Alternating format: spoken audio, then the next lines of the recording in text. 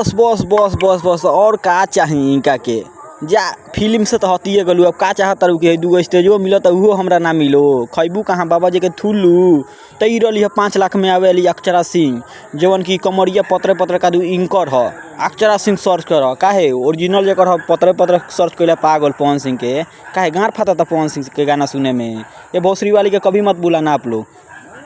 छोड़िए इसके बारे में हम आज नहीं आए हैं आप लोग को बताने। आप लोग के बता दें कि कल सुबह 28 अक्टूबर के बहुत ही खास दिन बा काहे कि पावर स्टार पवन सिंह के गाना आ रहा बा हर हर गंगे के जवना गाना के नाम हो सेनू रंग। बहुत ही अच्छा गीत बा और आप सबके कल सुबह 28 अक्टूबर के सुबह 7 बजे सुने के मिली। तो आप सब बहुत सारा प्यार दुलार दी जौन की पावर स्टार पवन सिंह के आवाज़ में और प्रियंका सिंह के आवाज़ में बा जौन की हर हर गंगे मूवी के फिल्म। आप सब मूवी पर बहुत प्यार दुलार देतनी तो गाना पर भी।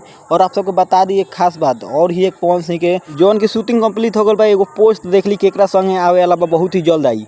तो एगो झलक है लोड भइल बा जौन की हमरा लागत है कि दबंगई गीत खानी बा एकदम ऑर्केस्ट्रा में बवाल मचा जी अब की के लगन में। तो आप सब ई गाना के पहले छोड़ी पहले काल जौन आवता ई गाना के सुनी और ट्रेनिंग पर मंगाई। ऐसा ही पावर स्टार के नाम नहीं खे तो ई गाना के भी ज़्यादा से ज़्यादा प्यार दुलार दे। एक बार बहुत जल्द पोस्टर लॉन्च हुई आप सबका हम बताएं। जय भोजपुरी जय power star. Subscribe my channel.